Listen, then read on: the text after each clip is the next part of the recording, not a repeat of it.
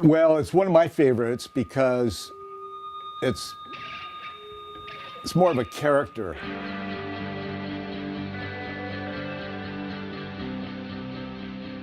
The first drawing I saw of the Slasher was, it was used for a surf contest flyer, 3A Invitational Surf Contest at the Lane. Here's what it looked like.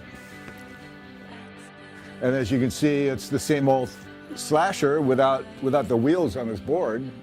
Jim said that the surf industry didn't want to portray that image, so it kind of sat in the shelves for a little while. And I was like agonizing because I knew it was great. I knew kids would just eat it up, you know, and they were going, no. I didn't even get paid for it. Meekster came about, I think it was Winchester and Campbell and those skate parks. There's kind of a parallel level of skaters.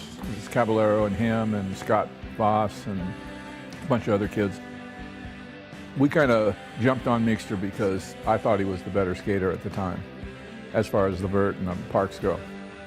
I was working at NHS. First I started skating for NHS like in 1978, and then I became an employee.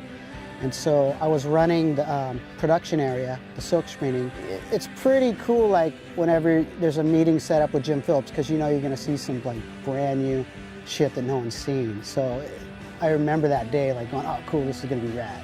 They decided to give Keith Meek a model, and he was a surfer skater.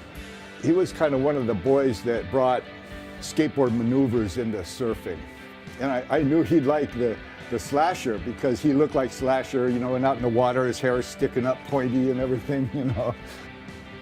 Jim unveils the Slasher and it's like, whoa, that thing's insane. Keith liked it right away. And then Novak's like looking at it, we put the film down on the deck and it fit perfect, and Novak's like, well, why don't we just put Keith's name right here? They put Keith Meek down in there, the Meek model. And I'm just like going, wow, this is getting better and better, you know? That was just a done deal that fast. The graphic was pretty rad. It worked out perfect for me because it was kind of my lifestyle. Like I was full surf skater, into the punk scene, and that's kind of what the Slasher emulated.